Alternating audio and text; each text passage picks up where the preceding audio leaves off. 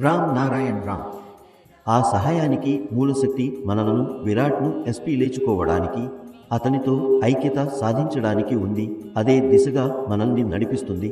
ఈ మూలశక్తిని తీసుకొని ఈ ప్రపంచంలోని అనేక ప్రాంతాలలో ఎన్నో వ్యక్తులు వస్తారు. వారు అనేక మందిని విరాట్ లోపలి రహస్యాలను తెలియజేయడానికే తీసుకెళ్తారు. మన దేశంలో సంతులు, గురువులు, మహానుభావులు, అవతార దేవతలుగా ప్రసిద్ధులైన వ్యక్తులు తమ భక్తులు, శిష్యులు, అనుచరులను ఆ మార్గంలో నడిపించడానికి ప్రయత్నిస్తున్నారు.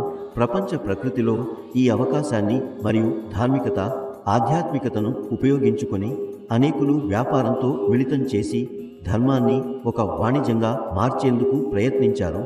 దాంతో దేశం నిజమైన సత్యం నుండి మరలిపోయింది. ఆధ్యాత్మిక శక్తులు కలిగిన వ్యక్తుల గురించి ఇక్కడ చెప్పబడిన విషయాలు, వారు అనేక మందిని రక్షించడం వంటి విషయాలు, ఇవన్నీ అబద్ధాలు కావు. వారు సహజంగా జన్మసిద్ధంగా శక్తివంతులైన వ్యక్తులు. వారు వచ్చి అనేక మందిని వెలుగుతో కూడిన మార్గంలో నడిపిస్తారు. జ్ఞాన మార్గంలో వారిని కలిపే ప్రయత్నం చేస్తారు. మన దేశంలో ప్రతి విభాగంలో మనిషి తన శక్తికి అనుగుణంగా బాధ్యత వహిస్తున్నాడు. అతను తన శక్తికి అనుగుణంగా చాలా చేస్తున్నాడు. అలాగే విశ్వ ప్రకృతికి ప్రాతినిధ్యంగా వచ్చేవారు అనేక మందిని నడిపిస్తారు. కానీ ఒకే ఒక నియమం ఉంది. నేర్చుకోవాలంటే సాధన చేయాలి, చర్చ చేయాలి, నేర్చుకోవాలి, తెలుసుకోవాలి. విరాట్తో ఐక్యం సాధించాలంటే అదే విధంగా నేర్చుకోవాలి, తెలుసుకోవాలి, అర్థం చేసుకోవాలి. అప్పుడే ప్రకృతిలోని అసలైన సత్యాన్ని తెలుసుకోగలుగుతారు.